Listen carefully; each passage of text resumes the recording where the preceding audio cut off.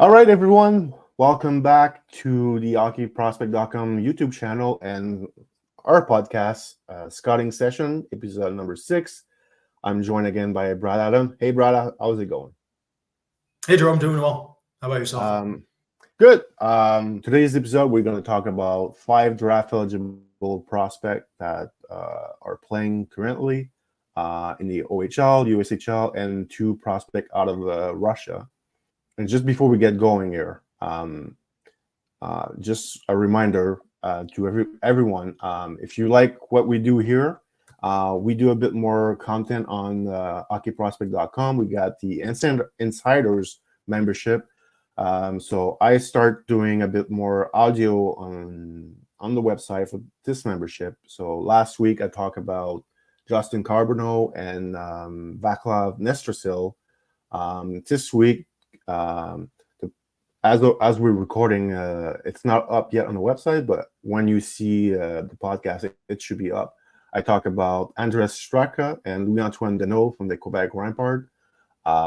So check that out if you're into learning about the NHL draft prospect. So I mean, most of our content will be free this year, but there's still some extra content you can get from us at hockeyprospect.com. So let's get started, Brad.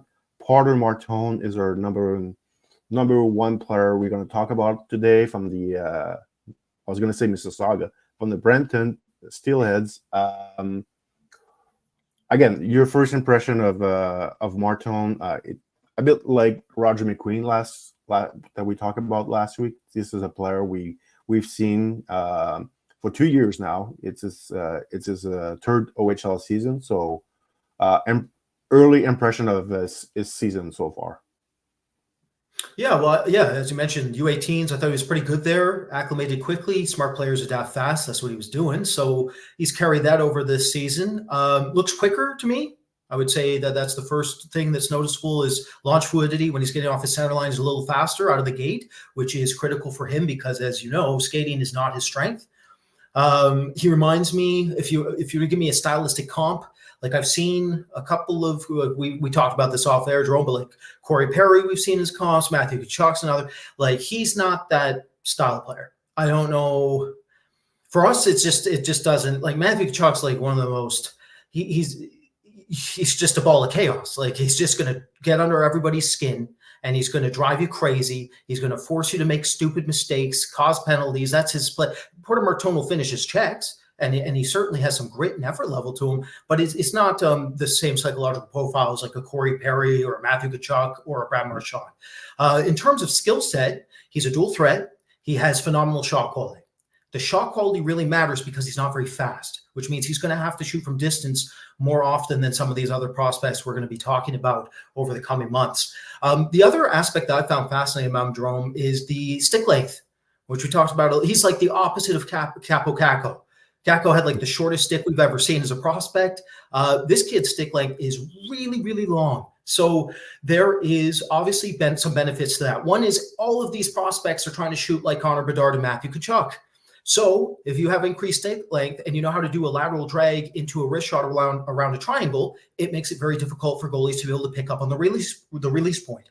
He scored a goal against Niagara that really showcased that, where he had a beautiful lateral drag across the triangle, changed the shooting angle, and masked the short side placement. And it was a thing of beauty. I think it was in the high slide. So that's a strength that it gives him. It also allows him to operate at a range within his handling where he can protect the puck in a way that he wouldn't be able to if he had a shorter stick. Obviously, that matters because defensemen are going to be able to collapse on him faster. So that's another interesting aspect to him. However, there is a downside to this. He is capable of some dynamic handling moves, but his handling speed is nowhere near as fast as McQueen's. And he's not nearly as consistent a handler as you typically see in a top-end prospect, at least right now, early in the season. So if you took Adam Fantilli, Tim Stützle, Leo Carlson, Shane Wright, all those kids, and you compared Martone's handling rates to theirs, Martone's is under theirs right now. So he needs to be a pretty dynamic playmaker to compensate, and he has to be at the processing speed to be able to make up the difference so that when teams collapse on him, he can use his time and space and get the puck off the stick. And so far, so good. So he's been pretty dominant, pretty dynamic, heck of a shooter. His playmaking rates have been very good. There's a whole lot of Mark Stone to me because, like Mark Stone thinks the game like a natural center, but the foot speed doesn't allow him to play the position. And so I feel like Martone kind of falls in that category. But again, Martone is a better skater overall than Mark Stone was. So it's going to be very interesting to monitor the skating base, because if he continues to develop it, maybe he has a chance at a career as a centerman in the NHL full time, depending. But either way, it doesn't matter. Like, you're still looking the part. He's still a phenomenal prospect, and things are going very well for him early in the season. What did you think of him, Jerome? Yeah, like you just mentioned the handling. I feel like if you see him in a really good game, it might look really good, because we have seen some of his one-on-one skill handling, even sometime like highlight of the night type of play, but it's more like the efficiency that sometimes is lacking.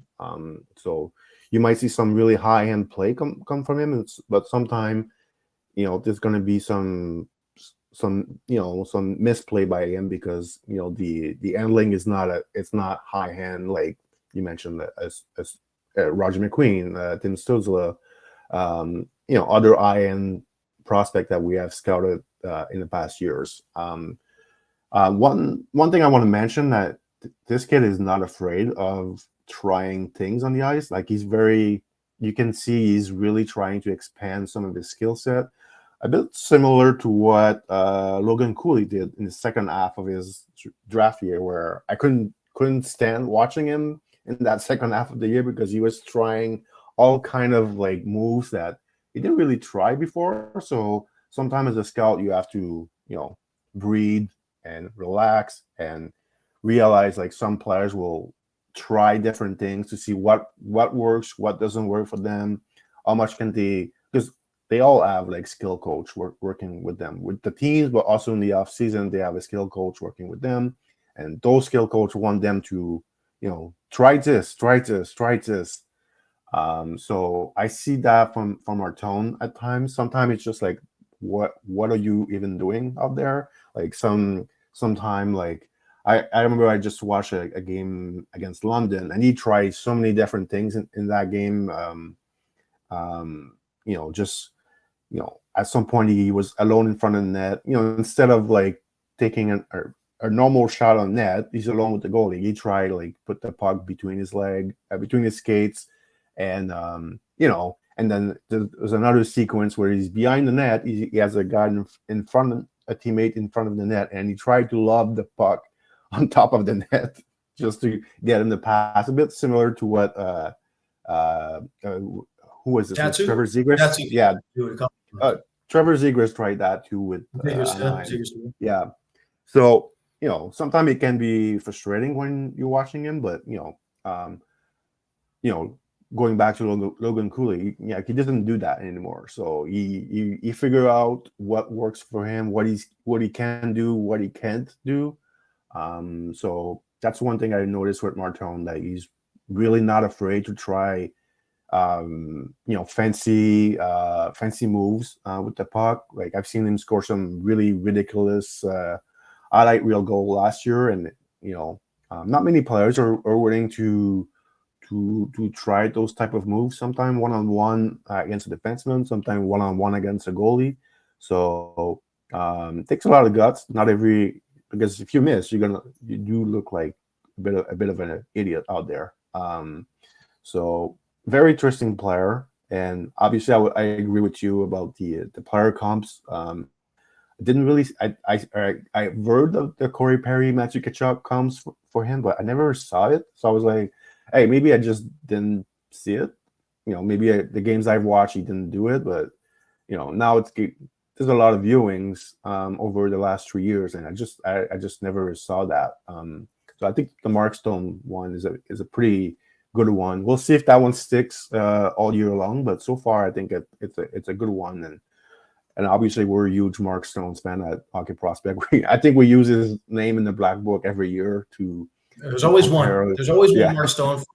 Bobby Brink 1 year, Tyson Forster, actually, both Philly prospects. There was some Stone in both of them. So yeah, actually one quality that his stick length gives him we didn't mention is that he is very good defensively because he has excellent stick timing when it comes to poke checking pucks in the neutral zone. He turned the puck over a lot. He created a lot of takeaways in the viewings I had there, which is different than how Misa operates. Misa is very good at stick lifting. He's got that Datsuk-esque quality to him, where stick lift and stick time and grab pucks back that way. Where with Martone, it's all about using that length to his advantage and timing the poke check so he can grab the puck back in the neutral zone. So again, that will help him compensate, because when he gets behind the play, his rate of recovery isn't good. So he needs that length to be able to help with his rate of recovery. Yeah. Maybe the last thing I'll mention, that he's a big fan of using the toe drag move. Maybe sometimes too much, but he does use it to want to, get his shot off, change the angle of his shot, but also use it to set up his playmaking. We talk about his playmaking being, really good for a 6'3" player, for a power forward. He does use his toe drag move a lot to set up his playmaking. He does use. I'll mention that he's a bit similar to Corey Perry, how he uses reach to protect the puck and also to set up his playmaking. So that is somewhat similar to Corey Perry, but he does not have the FU of Corey Perry or Matthew Tkachuk. Anyway, I'll move on to the next player. Brad is a player that you and I have been talking quite a lot in the last few weeks, off camera, is Adam Benak of Youngstown, a kid from Czechia. This is his first year in the USHL, so he's still figuring the USHL out a bit, but it's impossible to not like this player. I'm assuming he's the smallest player eligible for the draft. He's 5'7.5" maybe. Not huge. He has not grown a ton since the first time I saw him. Like, I think I saw him at the U17. He was 15 years old. 2 years ago, he was 5'5". So and last year he was about 5'6". So this year 5'7". So, is he going to be a bit like Limatov in the sense of like he's going to grow maybe an inch or two after his draft eligible season? Who knows? But like I said, impossible player to not like. Doesn't mean he's going to make a great NHL player. We don't know that yet. There's so many question marks next to his name because of his size and the skating not being super good for a 5'7" player. But man, like he's super intense. Like his complete level is, you can book it. It's a 9 in our rating system. He's not afraid of anybody. He challenged forwards or defensemen, physically. He has thrown some really good hits so far this season. So obviously, if he was a soft player, he would not even be a discussion to be drafted. Again, we talk off air. Me and Brad, we talk off air often. So we talked about maybe a few days ago about Daniel Briere being a really good playoff performer for the Sabres, the Flyers. And one thing I said is that, Briere was a pretty dirty player when he played. He was not a physical player, really, but he was using his stick a lot. If needed, he was going to spear you. And in Benak's case, he's not really spearing guys yet, but he's really intense. He doesn't back down from anybody. He's really physical, which is shocking when you think about he's super small, but very intense. Really the size is going to be an issue, but one thing is, I mentioned Limatov. It's like, is he going to grow a bit still? Like, is he 5'7"? He's done growing, or can he get to 5'9" when he's 20 years old? I mean, we don't know. I remember Limatov being 5'6" when he was 16. Now he's 5'9" 3/4. So it's not crazy to think about, stuff like that. And you have to do as a scout. You have to project a player when he's going to be 20, 22. So that's going to be interesting to see with Benak, if he can grow a bit. But the rest of his game is obviously minus the skating. The skating We wish it was, better. But I really like his playmaking. Obviously, on the power play, he can do a ton of damage on the power play with his playmaking. His playmaking from his backhand is really good. He thinks the game really fast. Like, he's a quick thinker, as I like to call players that really process the game really quickly on the ice. He's that. Does he have like a big time shot? Does it project to be like a really high end goal scorer? No, but he makes everyone around him better. But he's gonna be very tough to rank. He fits in the, similar to last week with Misa. Like, he fits really in the what's the player in Spokane last season, Brad, that we Berkeley Cat? Yeah, Berkeley Catton. We have a small category. We call him, this is a nightmare player for us.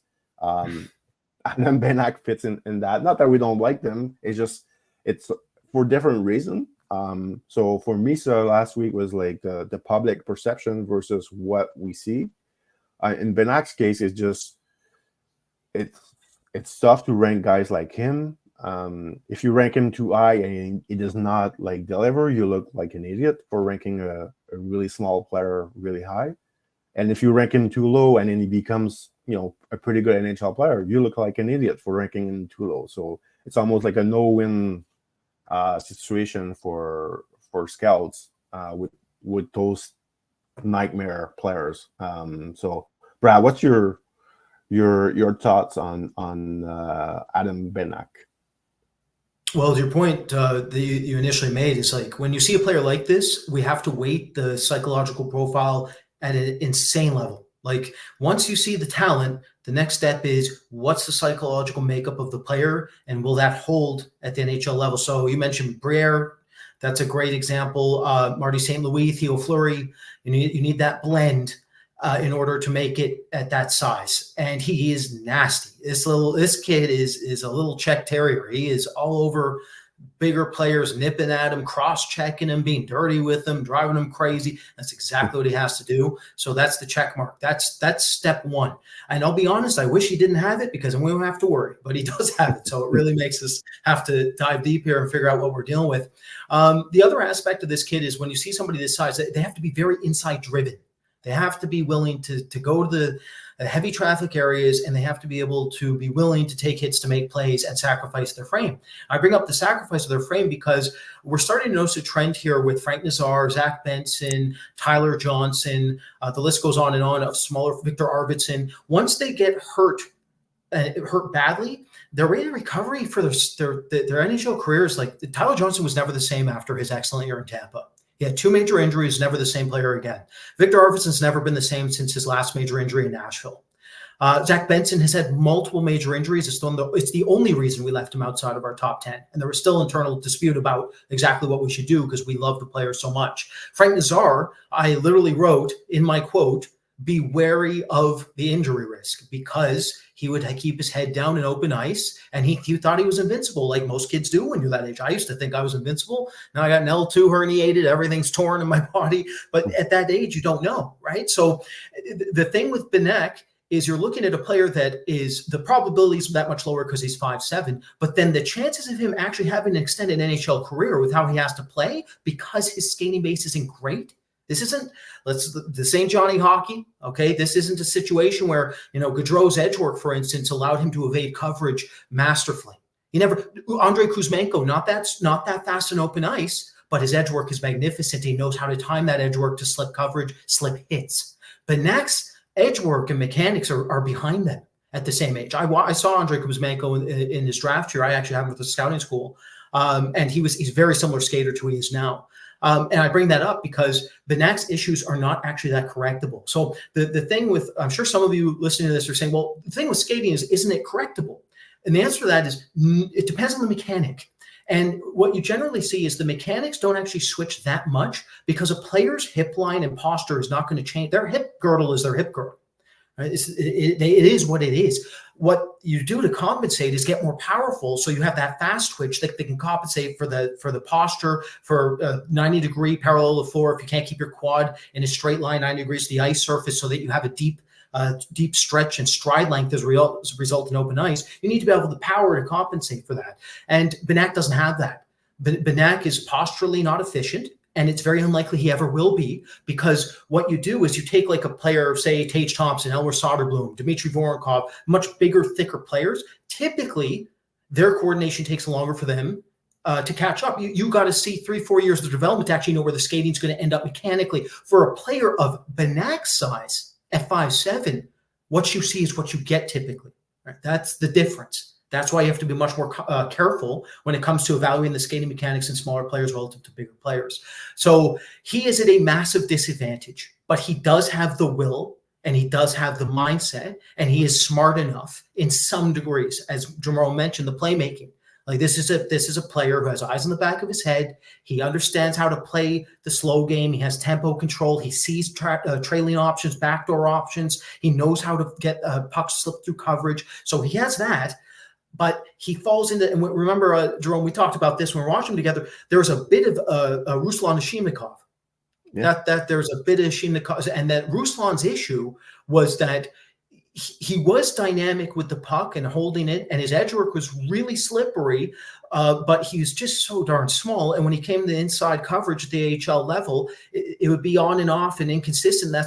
He ended up not making it. He was close, but I feel there's a lot of similarities here. And so it's really tricky. This is a very difficult player to evaluate. I'm sure he's going to be sky high on some lists, because some people he is extremely talented. So you got to give him that. But for us, we take more of a measured approach when it comes to this type of prospect. So he'll be one for us where I'm sure we're not going to really know where we want to place him until right at the end of the season. Yeah, he's a like I said, he's a tough one. So far he's got 5 points in 6 games. If you really want to go high in the draft, his production is gonna have to be really good. Like he can't finish the year with 52 points in 60 games. He has to be an 80+ point guy, like Matvey Gridin was last year. Michael H. Boisvert, I think, was in that range too. So he has to. Standard for me, Jerome, is in Europe is you take Michelli and Eric Holla, because they're both European, larger ice.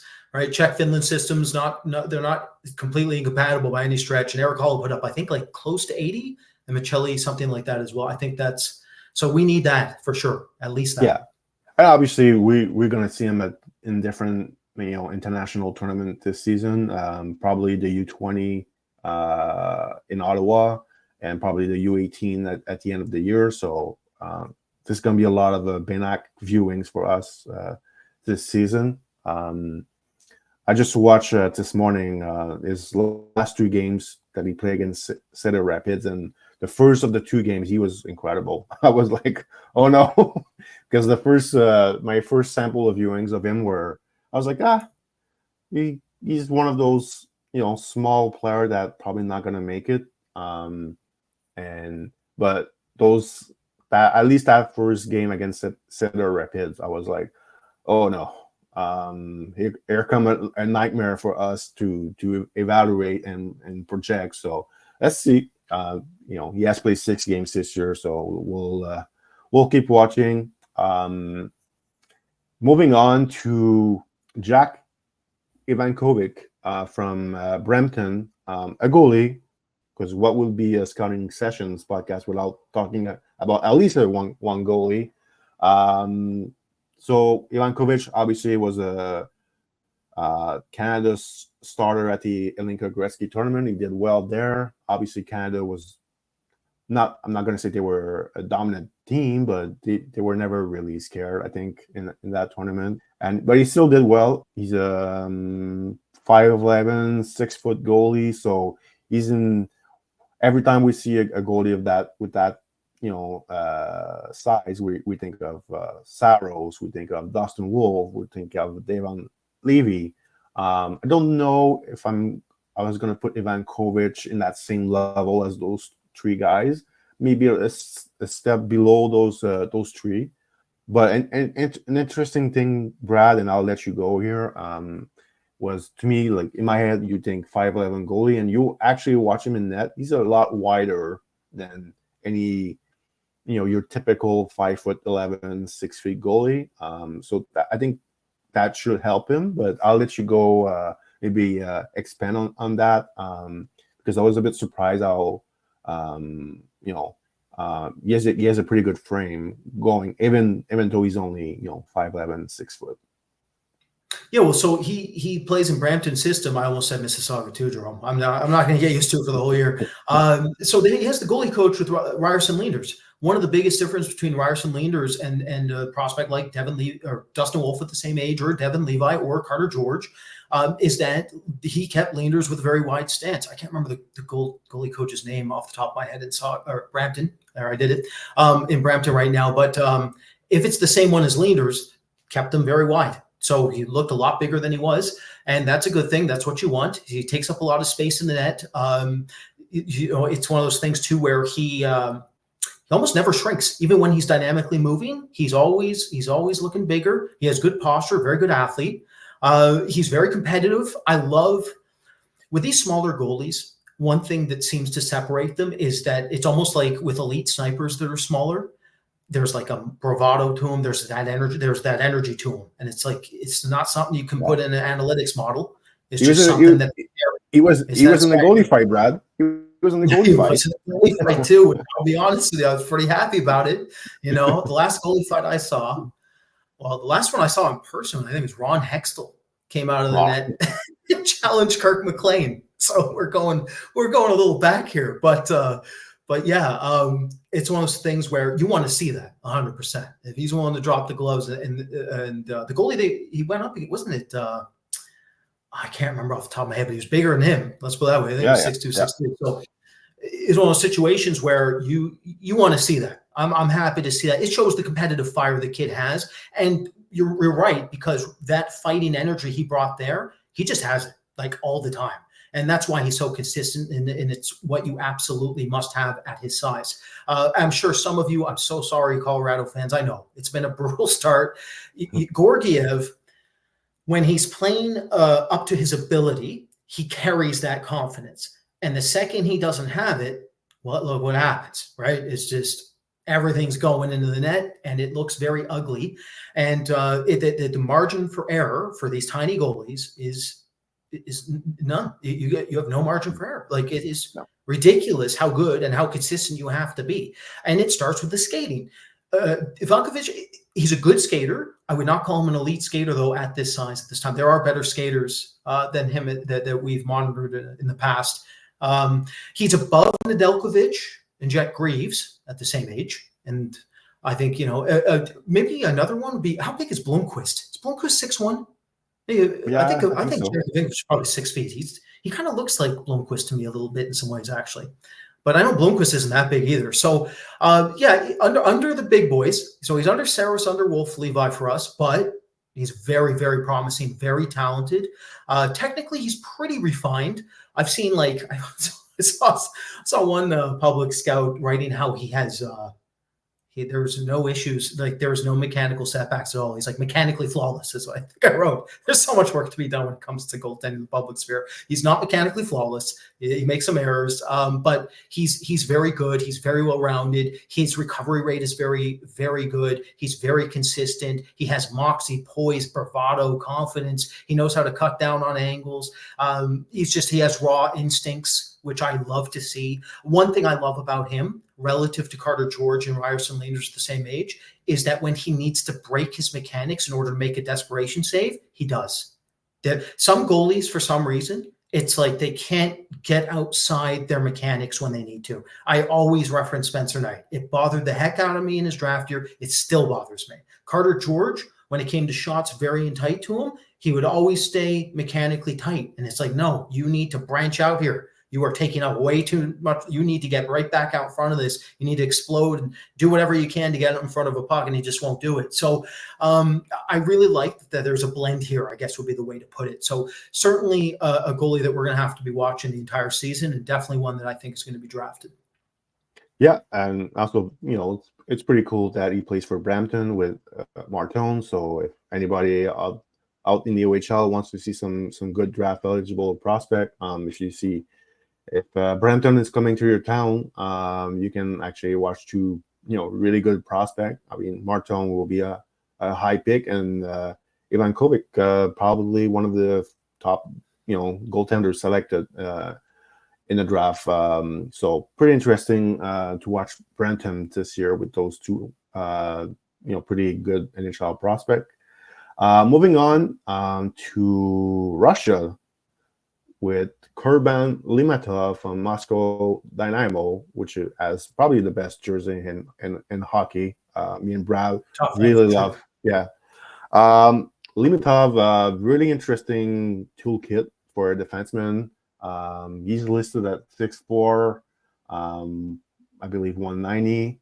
Good skater, still very raw. That's one thing I've noticed with him. Like from game to game, you don't really know where you're getting. Some games, if you catch a bad game, like my first viewing this season, he looks like a no draft. His decision making is all over the map and doesn't know really what. I don't think he knows what he is. So I think he's gonna have the whole season to maybe figure out, what type of defenseman is he gonna be. I think he's trying a ton of different things on the ice. But if you catch him on a good game, you're like, wow, this kid's got some real potential. He's a good athlete. I think the decision making is probably my biggest concern. Under pressure, sometimes he's gonna throw the puck away too much. His handling with the puck, he's not afraid to attack, to rush the puck and attack player one-on-one. So depending on the game you watch, sometimes he's gonna look pretty good handling the puck and beating guys one-on-one. And some other games he's incapable. He's not capable of beating guys one-on-one. So again, mentioned he's really raw. And my first reaction after watching my first game this season of him, I'm like, I cannot wait to see him what he looks like in February, to see the progression in his game, because he's got a lot to learn, he's got a lot of work ahead of him. But I do like the potential that he has. He's far from a sure bet, but I'm pretty intrigued by this player. He plays for Dynamo with Ivan Ryabkin, so most likely a high first round pick in this draft class. At least like top half of the first round, I would say. It's always fun when you watch a team when they have like a couple really interesting prospects. But Limatov is, to me, from the defensemen that I've seen in Russia so far, and it doesn't look, as of now, I mean, some players who might not even be aware of them at this point. At this point, I think he's probably the best defenseman out of Russia. We're going to talk about another defenseman right after this, but interesting guy. Before I let you speak, Brad, my player counts for him was Philip Broberg. Broberg was way, way, way better than him, but just this is a player who loves to skate with the puck too much at times, and he needs to learn to use his passing skills a lot more to activate the transition game from his team. So if he gets the puck, he will. The first thing that is in his mind is just, I have to skate. I have to skate with the puck. He needs to use his passing skill more now, because it's not going to work at the next level. So very raw, very interesting toolkit for a player, but very, very far from a sure bet for the NHL. But the season is young. So Brad, I'll let you go on here. Every time I see a player like this, I'm like, were they converted forward? Every time I see, like Philip Broberg, to me, nobody could tell me he wasn't a forward at a younger age. Like just always skating. Now, one thing I'll say, I'm sure you'll agree with me, is like he doesn't skate as well as Philip Broberg. That's one of the big differences. But in terms of instincts, I totally agree. he really does think the game like Philip Broberg. That's a problem. The only reason Philip Broberg is because his skating is sensational and allows him to get away with playing the game basically entirely the opposite is supposed to be played on the back end. You always want your defensemen to be able to stretch play make. You always want them to be able to feather pucks. You want their shorter playmaking to be crisp, accurate, consistent. This kid has none of that. This kid wants to test his hands, go through triangles, and become a human highlight reel. And occasionally he pulls it off, and you go, "Whoa, okay, all right, I see you." Right. So one thing that was interesting to me, Jerome, is that he physically reminds me of a taller Igor Chernyshov. Their skating gait, their posture are very similar. He's faster. He's more explosive in his three-step area quickness. Chernyshov was a bit heavy set. At times he kind of dragged within his acceleration. This kid's faster, but in terms of just like their physical makeup, I really thought he looked like Chernyshov, a taller version anyways. In terms of how he operates, I feel like he's in the wrong time period. If this was a decade ago, this would be like almost a bona fide first-round pick. I really feel like he would be a first round A grade. Everybody talking about him. Unfortunately, because the way the game is played now and the adaptations that this kid's going to need to make, I think it's probably more unlikely. It will depend. This is very early in the season. We'll see how he adjusts. But my biggest issue with this player is he can skate, he can handle a puck, and he can make nice plays at the line, and he can remain active and mobile. But there are so many times where he has decided that the wind-up 3-second slap shot is the stationary slap shot's the right call, and it hasn't been the right call for a long time. That's a dying shot. The slap shot isn't going to be there's like a handful of forwards that even can pull off a slap shot in today's game. Like the best example of this ever, if you ever want to like test this, you don't have to listen to me about this. Go look up Ryan Pulock. Ryan Pulock looked like he was going to end up being a 50-point perennial defenseman. Potential for 15, 20 goals out of his draft year. He can't get anything going. Why? Because he was so reliant on his cannon. The cannon's gone. The game doesn't want it anymore. You got Mika Zibanejad, Artemi Panarin, Victor Arvidsson. I can't. Who else? Just Ovechkin. Obviously, Ovechkin. They use the slapper, but it is not for unless you're a remarkable talent or it's just something that is very specific to your game. And you have a ton of speed. Like Yakov Vrana is another player in his prime there who could really use a slap shot properly. Andrei Burakovsky. Like this kid can't do that. So he's going to have to totally overhaul how he operates offensively. Totally. And to Jerome's point, totally overhaul how he operates with his exit playmaking. So there's a lot of work to be done, but he's 6'4". And he's very physical. He's an eraser, and he does anticipate playing pretty well in the neutral zone off the puck. I found Jerome. He can get in front of players. He can intercept passing plays. He can keep up defensively. I didn't think he was lost by any stretch of the imagination. So there is at least an interesting raw base to work with, and he's one where I feel like he could be all over the map. It will really depend on how he adjusts for us. Yeah, his rush defense is pretty good. Obviously, he can use his feet to defend really well. He's got some good recovery skating. Also, if he gets caught, he can come back pretty good defensively. And physically, he's like Brad said, he erased people in the boards. So really interesting player to follow with Dynamo this season. And the last guy we're gonna talk about. Another defenseman out of Russia, Artyom Vilchinsky, plays on a great program in St. Petersburg. Saw him quite a lot last season while watching Davidov. I was like, who is this massive guy on the defense that doesn't do a whole lot, but defends fine, but just looks really massive out there. So Vilchinsky just missed last draft by a few days. I believe he's born September 16 or September 17. So missed the draft last year by a few days. Not a whole lot is exciting about this prospect. He is, at best, you're getting a third pairing defenseman if everything goes his way. But at this point, am I gonna bet my house on that? No. He's very far from being, being a legit, NHL prospect. He has a lot to learn. I think he's got the size.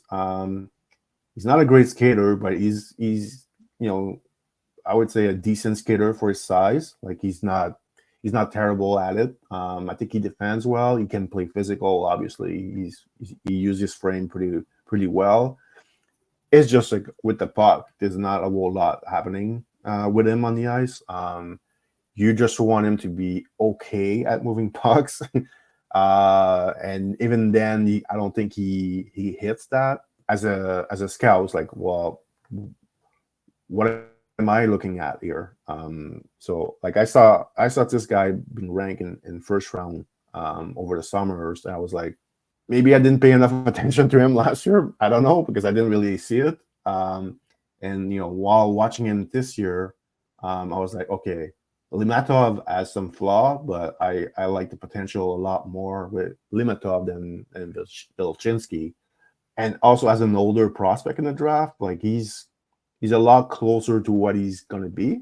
I feel versus, again, we'll compare him and Limatov like all the time, but Limatov has a longer way before reaching his full potential.